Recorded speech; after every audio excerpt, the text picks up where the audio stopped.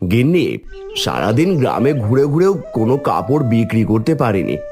কি করব বলো দেখি? এভাবে সংসার কেমন করে চালাবো? মেয়েটাও দিন দিন বড় হচ্ছে।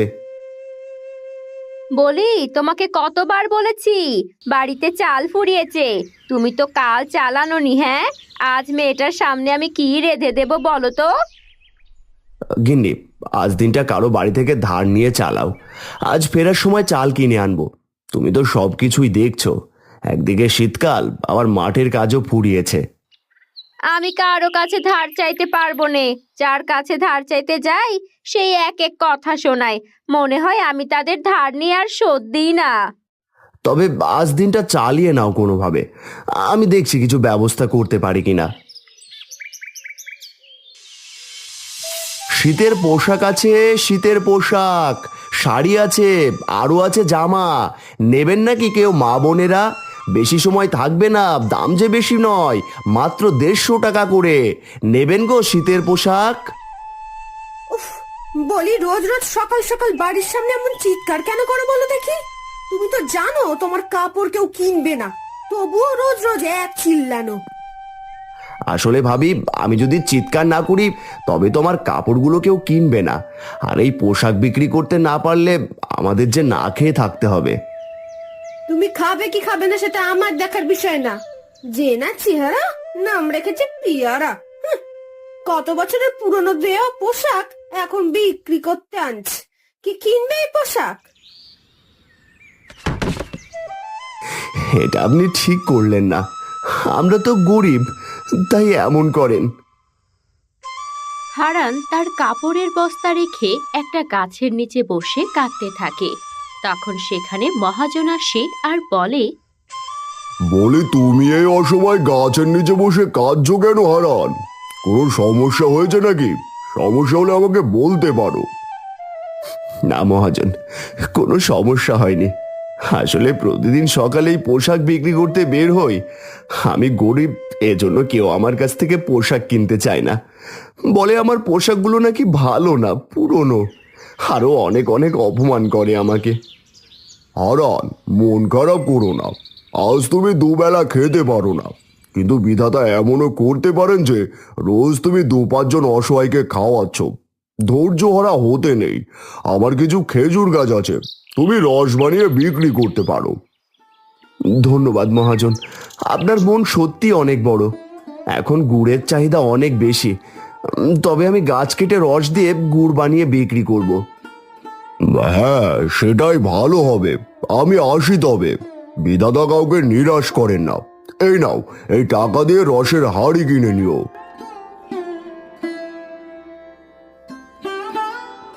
হারান কাপড়ের বস্তা নিয়ে মনের সুখে হাঁটতে থাকে।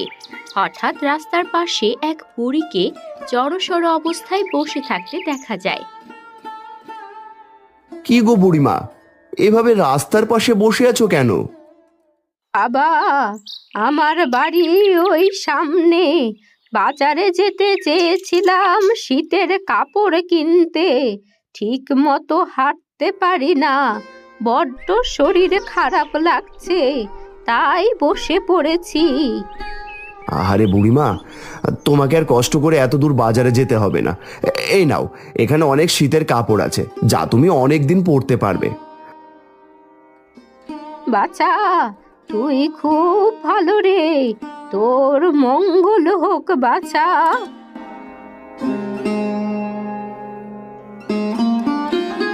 আমি তবে বাজারে যাই। বাজার থেকে অল্প কিছু বাজার আর গাছে বাঁধা দড়ি কিনে বাড়ি ফিরবো। মা, আমার খুব খিদে পেয়েছে। বাবা তো এখনো আসলো না। শান্ত হ মা, আমি দেখছি কারো বাড়িতে দুটো চাল পাই নাকি। তুই বাড়ি থাক, না হলে অন্যের গরু ছাগল এসে পুঁইশাকের লতাগুলো খেয়ে যাবে। ঠিক আছে মা, কাল দুপুরে ভাত খেয়েছি। আজ দুপুর গড়িয়ে সন্ধ্যা হতে চললো। না খেয়ে আর থাকতে পারছি না। তুমি তাড়াতাড়ি রান্নার ব্যবস্থা করো।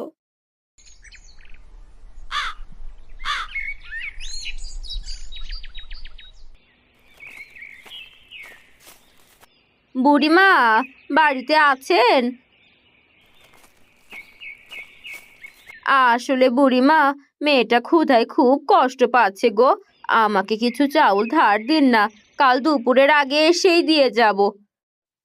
আমি শুনেছি তুমি সবার কাছ থেকে ধার করো। শোনো বউ, আমি তোমাকে চাল ধার দিতে পারবো নে। জামাইকে বলতে পারো না চাল কিনতে? কি করে তোমার জামাই, হ্যাঁ, সারাদিন ঘুরে বেড়ানো ছাড়া তো আর কিছু পারে না।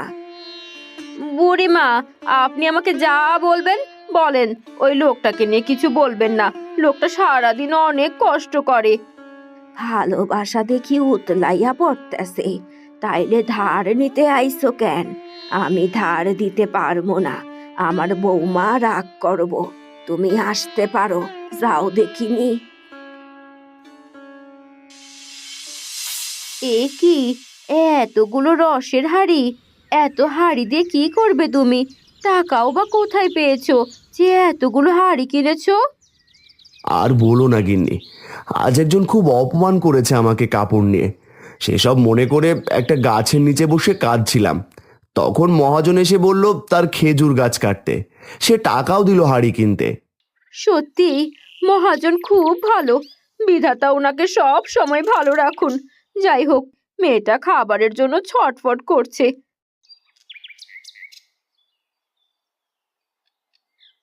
গিন্নি, ধরো তো, হাঁড়িগুলো নামাই। দেখো আবার ভেঙে যেন না যায়। কাল গাছে সবগুলো বাঁধতে হবে। আর এই নাও বাজার, তাড়াতাড়ি রান্না করে মেয়েটাকে খেতে দাও। তুমি কাজগুলো গোছাতে লাগো, আমি তাড়াতাড়ি রান্না শেষ করে নেই। বাবা, আমি তোমাকে সাহায্য করছি কাজ করতে। দুজনে মিলে কাজ করলে তাড়াতাড়ি হাঁড়িগুলো পরিষ্কার করা হয়ে যাবে। আমার খুব আনন্দ হচ্ছে। আমিও অন্যদের মতো রসগুড় খাবো।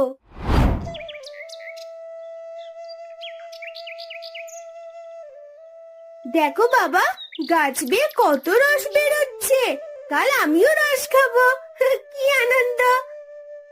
খাস মা, এবার বাড়ি চল, সন্ধে হয়ে গেছে। তোর মা চিন্তা করবে যে। হারান তিন্নিকে নিয়ে মাঠ থেকে